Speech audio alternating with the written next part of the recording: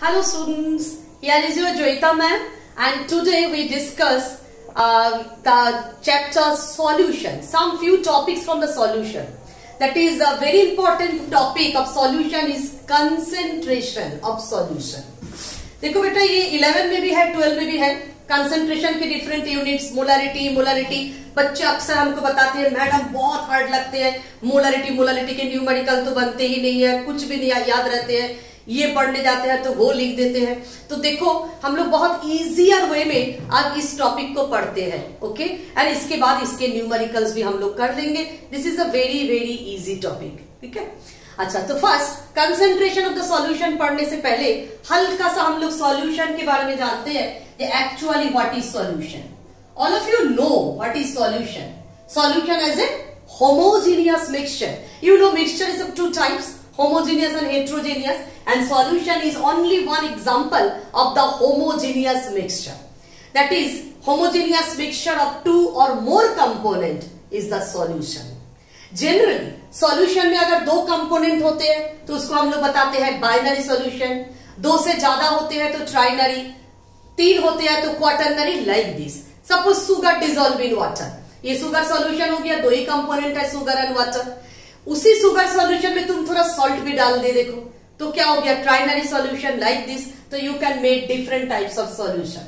Solution के दो part होती है, दो कंपोनेंट होती है actually, that is the solute and the solvent.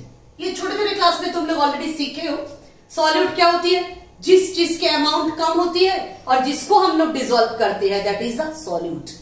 Solvent क्या होती है? जिसके अमाउंट ज्यादा होती है और जिसमें डिसॉल्व करते हैं, that is the solvent. So this is the basic concept of solute and solvent. अब देखो सॉल्यूट एक भी हो सकते हैं, एक से अधिक सॉल्यूट भी हम लोग सॉल्वेंट में मिक्स कर सकते हैं। अब सॉल्वेंट हमेशा वाटर होगी ऐसी बात नहीं है। सॉल्वेंट अल्कोहल, कार्बन टेट्राक्लोराइड, कुछ भी, that is non aqueous solvent भी यूज हो सकते हैं। अगर वाटर यूज करोगे तो बोलोगे एक्वस सॉल्यूशन और दूसरी सॉल्वेंट यूज करोगे तो बताओगे non aqueous solution. Now come to the point of concentration of solution. देखो कंसेंट्रेशन एक्चुअली होता क्या है? तुम्हारे पास एक ग्लास वाटर है, तुम उसमें चाहो एक चम्मच शुगर डिसॉल्व करो और कोई बच्चे के मन किए तो 2 चम्मच शुगर डिसॉल्व कर दी, तो 2 चम्मच वाले ज्यादा मीठा लगेगी। क्यों? क्योंकि शुगर ज्यादा है उसमें। दैट इज हम लोग नॉर्मल लैंग्वेज में बोलते हैं सॉल्यूशन ज्यादा गाढ़ा बन गया। मतलब क्या है? कंसेंट्रेशन ज्यादा हो गया। तो what is the actual meaning of concentration? ना वही अमाउंट ऑफ द सॉल्यूट, अगर सॉलिड फॉर्म में होगी तो अमाउंट बोलोगे, वही सॉल्यूट अगर volume that is liquid form में होगी, अल्कोहल इन वाटर, सिंपल नींबू पानी इन वाटर, तो वॉल्यूम बताओगे, जैसा भी बोलना है। तो अमाउंट ऑफ द सॉल्यूट ये डिसॉल्विंग कितनी अमाउंट ऑफ सॉल्यूशन और कितनी अमाउंट ऑफ सॉल्वेंट, इसके ऊपर डिपेंड करती है उसकी कंसेंट्रेशन। अमाउंट ऑफ सॉल्यूट अगर ज्यादा है तो कंसेंट्रेशन ज्यादा, अमाउंट ऑफ सॉल्यूट अगर कम है तो concentration come. This is a simple definition of concentration. अब थोड़े से तो हम लोग बड़े हो गए हैं, 11-12 में आ गए हैं, तो क्या करेंगे हम लोग? अभी कंसेंट्रेशन को रिप्रेजेंट करने के लिए 2-4 यूनिट्स पढ़ेंगे, जैसे कि मोलारिटी, नॉर्मालिटी, ये सब। तो आगे हम लोग ये डिस्कस करते हैं अभी, that is the different units of concentration to represent the solution. अच्छा, डिफरेंट कंसेंट्रेशन यूनिट डिस्कस करने से पहले एक छोटी सी चीज तुम लोग को बता देती हूँ। ये सॉल्यूट और सॉल्वेंट ये दो कंपोनेंट है, पहली बताए हम लोग सॉल्यूशन के। तो सॉल्यूट के कोई भी चीज को अगर हम रिप्रेजेंट करेंगे तो उसको 2 से रिप्रेजेंट करेंगे। मतलब जैसे कि अमाउंट ऑफ द सॉल्यूट हम लिखेंगे W2। In the same way amount of the solvent तब हम लिखेंगे W1। Number of moles of the solute लिखेंगे N2, number of moles of solvent N1, molecular mass of the solute M2, molecular mass of the solvent it is M1। ये 2 and 1 just convention है, लेकिन ये world wide है। ये तुम समझ जाओ, ये 2 बोलने से ये सॉल्यूट को समझा रहे हैं और 1 बोलने से रिप्रेजेंट कर रहे हैं सॉल्वेंट को, ठीक है। Now come to the first concentration unit, that is a molarity, सबके favourite unit. It is represented by capital M। What is molarity? The number of moles of solute, number of moles of क्या ना solute, जैसे कि तुम्हारी sugar, salt dissolve per litre of the solution. तो देखो इसको हम लोग मैथमेटिकली रिप्रेजेंट करते हैं, मोलैरिटी इक्वल टू, सिंपली हम क्या लिखते जा रहे हैं, number of moles of solute divided bye V मतलब वॉल्यूम ऑफ द सॉल्यूशन, किस यूनिट में ना, इन लीटर में। Clear. Next number of moles, moles को हम लोग ऑलरेडी तो मोल्स के वीडियो देख चुके हो, तो नंबर ऑफ मोल्स को हम लोग किससे रिप्रेजेंट करते हैं, n से। तो ये n तो लिखेंगे, लेकिन किसकी n है, सॉल्यूट के, तो देखो सॉल्यूट को हम लोग 2 से रिप्रेजेंट करते हैं, तो हो गया इधर 2। Now volume of the solution, ये तो V में रहेगा, this is in litre. Again in the mole concept, all of you already know, ये मोलारिटी में, sorry, number of moles equal to amount of the substance divided by molecular mass, amount of the given substance divided by the molecular mass of that substance only।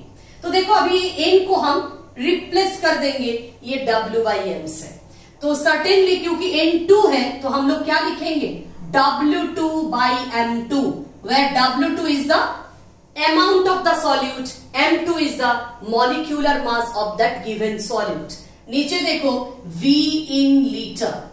Now generally numerical किस में आते हैं, volume उसमें देखना CC रहती है, मतलब centimetre cube या मिलीलीटर में ज्यादातर रहते हैं। तो क्या करेंगे हम लोग, suppose V is expressed in millilitre, इधर देख लो 1 लीटर इक्वल टू 1000 मिलीलीटर, इसको याद रखोगे, और you can say 1000 centimetre cube, in short cc, that is actually 1 millilitre equal to 1 centimetre cube या cc. Now W2 divided by M2 into 1000 divided by V, ये V expressed in millilitre और cc, that is अगर हम लोग V को millilitre या CC में represent करते हैं तो स्वाभाविक ऊपर में 1000 से इंटू करोगे, because due to this relation. So ultimately this is the mathematical format of the molarity, very simple, that is molarity equal to W2 into 1000 divided by M2 into V expressed in milliliter or in cc। अगर litre में होती है तो you will just express this formula। तो सीधा numerical problems में हम लोग फॉर्मूला में डायरेक्ट बैठाएंगे, आंसर निकालेंगे, कोई परेशानी नहीं है, और फॉर्मूला हम लोग याद नहीं करेंगे, इस तरह समझ के डिराइव कर लेंगे, तो it will be easier for you. Now students, this is our second unit concentration को एक्सप्रेस करने के लिए, that is the molality, both are रीटी कैपिटल M, ये है लीटी expressed by small m। What is molality, ना अगेन वही आएगा, number of moles of solute dissolve in per KG of the solvent. उधर क्या था, per litre of the solution, minutely ख्याल करोगे, इधर हमने क्या बोले, पर KG of the solvent, not solution. Okay, now try to write the expression of molality. तो मोलालिटी के एक्सप्रेशन में हम लोग क्या लिखेंगे, number of moles of solute divided by amount of the solvent, solvent not solution, क्या करोगे, amount of the solvent expressed in kg unit. Okay, now number of moles of the solute again we expressed by N2, amount of the solvent in kg divided, that is expressed by W1, and W1 is expressed in the kg unit। Again you know number of moles N equal to क्या होती है ना, W by M, amount of the substance divided by molecular mass। तो N2 के जगह पे हम लोग क्या लिख देंगे, W2 by M2, again W1 in kg। Now all of you know 1 kg equal to 1000 gram। तो अगर तुम्हारी सॉल्वेंट ग्राम में होती है, जनरली एग्जाम में ग्राम में देते हैं, न्यूमेरिकल जो सेट होती है, तो हम लोग क्या करेंगे, W2 by M2, ये 1000 से ऊपर में इंटू हो जाएगी, नीचे W1 expressed in gram. Okay, this W2 also in the gram, this W1 also in the gram, this is the wait of the solute, this is the wait of the solvent. ये तो 1000 तो हम लोग ग्राम में convert करने के लिए into किए, and M2 is the molecular mass of the solute. So this is a mathematical expression of molality, that is molality equal to W2 into 1000 divided by W1 into M2। Now come to the third unit, that is the mole fraction. This is very easy. Mole fraction मतलब देखो, suppose हम तुमको पूछे बेटा तुमको chemistry में कितना number आया, तुम बताओगे हमको मैडम 90 आया 100 में, तो ये हो गया तुम्हारी अपनी नंबर. और अगर हम पूछे कि टोटल क्लास में कितनी फ्रैक्शन नंबर मिले तुमको, तब क्या करोगे, तुम्हारी number marks divided bye class में जितने बच्चे हैं उसकी टोटल मार्क्स. तो यही कंसेप्ट तुम लेके आ जाओ सॉल्यूशन में, मोल फ्रैक्शन में. सॉल्यूशन में दो ही स्टूडेंट है, कौन कौन, एक सॉल्यूट एक सॉल्वेंट. तो होती है सॉल्यूट के नंबर ऑफ मोल्स N2 और सॉल्यूशन के नंबर ऑफ मोल्स है, सॉरी सॉल्वेंट के नंबर ऑफ मोल्स है N1. तो अगर हम बोले कि what is the mole fraction of solvent, उसको देखो हम लोग x1 से रिप्रेजेंट करेंगे, क्योंकि इन जनरल मोल फ्रैक्शन को हम लोग x से रिप्रेजेंट करते हैं. तो mole fraction of the solvent again 1 use करेंगे. तो mole fraction of the solvent x1 that is equal to क्या होगी, तुम्हारे मार्क्स डिवाइडेड बाय सबकी मार्क्स. तो ये सॉल्वेंट के नंबर ऑफ मोल्स कितनी है, N1 divided by total number of moles of each and every component present in your solution. That is solution में दो ही कंपोनेंट है, एक सॉल्वेंट एक सॉल्यूट. अगर मोर देन वन सॉल्यूट रहे या मोर देन वन सॉल्वेंट रहे तो इधर नंबर ऑफ मोल्स और बढ़ती जाएगी, कोई दिक्कत नहीं है. दैट इज ऊपर में जिसके पूछे है उसकी नंबर ऑफ मोल्स, और नीचे क्या होगी, सारी कंपोनेंट का नंबर ऑफ मोल्स के एडिशन, बस समेशन बोल सकते हो. That is N1 divided by N1 plus N2. In the same way mole fraction of solute it is represented by x2 that is equal to क्या होगी, N2 divided by N1 plus N2. तो ये हो गया मोल fraction of solvent, ये हो गया मोल fraction of solute. एक मजेदार चीज देखो, if you added this to mole fraction that is x1 plus x2, what you will obtain, that is N1 divided by N1 plus N2 plus N2 divided by N1 plus N2. That is N1 plus N2 will be the LCM. ऊपर में भी क्या आएगा, N1 plus N2 that is equal to 1. तो mole fraction of all the component के summation always क्या होती है, 1. For this reason, mole fraction of each component, x1 बोलो x2 बोलो, that is always less than 1. इसी के एप्लीकेशन तुमको लगते हैं 12 वाले बच्चे राउल्स लॉ में, ठीक है. That is mole fraction of each and every component must be less than 1. So this is the concept of mole fraction of the solution. Again, the fourth unit of concentration, that is the parts per million, that is the ppm. 12 वाले बच्चे के लिए ये नया है ppm. देखना एक numerical NCERT में है क्लोरोफॉर्म के, क्लोरोफॉर्म इज कार्सिनोजेनिक, उसके परसेंटेज निकालने देते हैं, ये ppm यूनिट. ppm होती है पार्ट्स पर मिलियन, मतलब 1 मिलियन में कितनी पार्ट होती है, 10 to the power 6 part.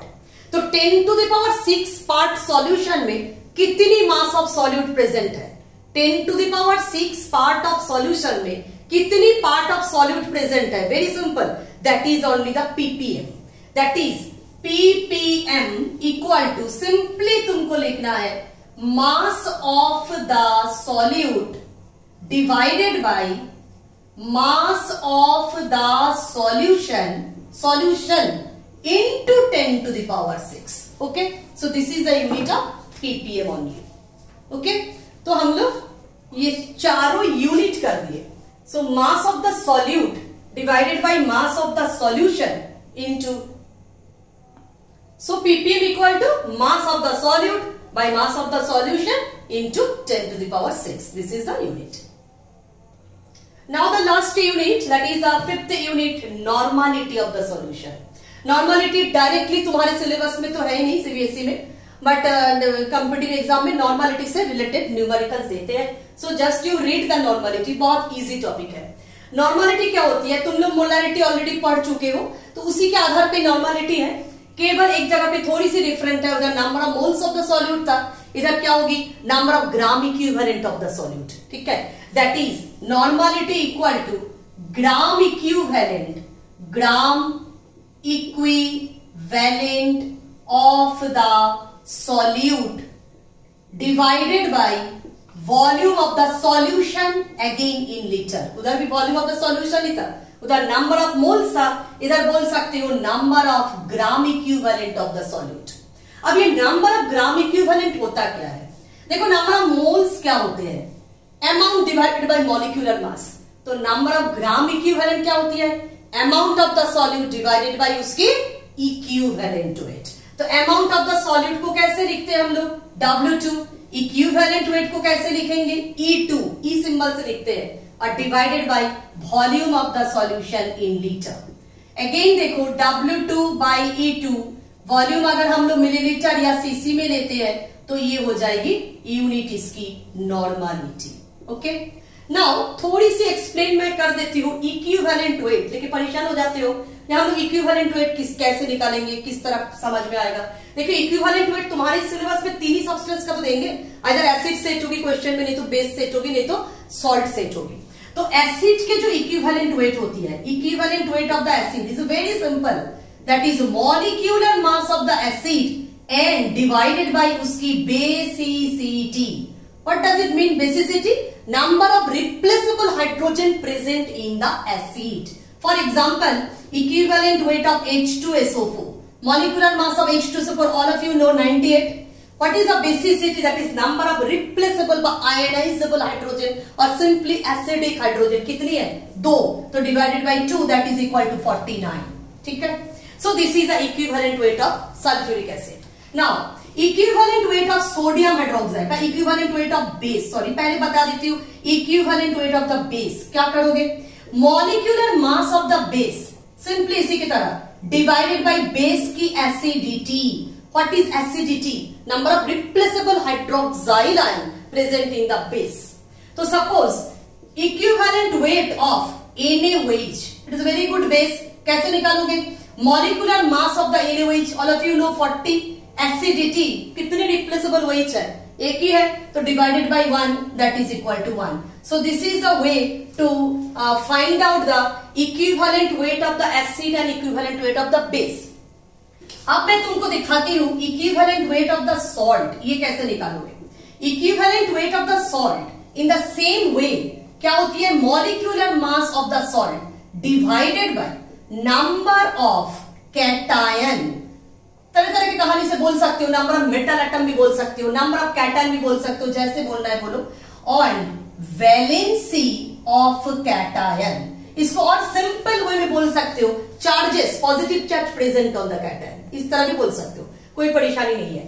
Suppose मानो equivalent weight of calcium chloride तुम निकालना चाहते हो, ठीक है? तो equivalent weight of calcium chloride के लिए क्या करोगे?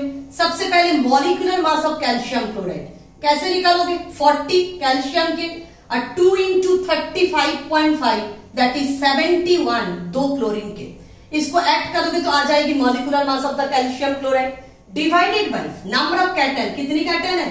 एक ही कैटन है, 1, into valency of the cation, इसकी वैलेंसी कितनी है?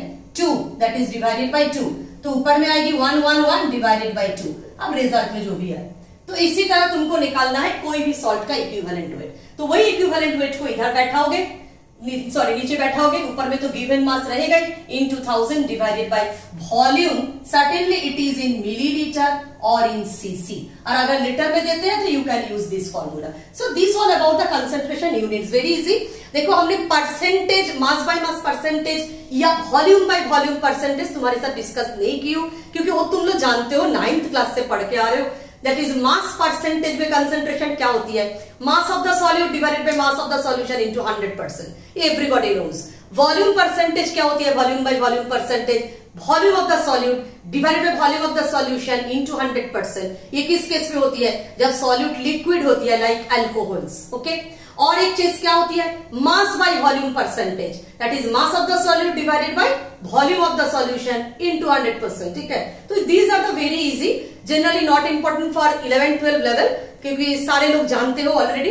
तो +2 लेवल में हम लोग डिस्कस करेंगे this 5 units only, that is molarity, molality, normality, mole fraction and the ppm units. And in the next video we will do the numericals based on this concentration.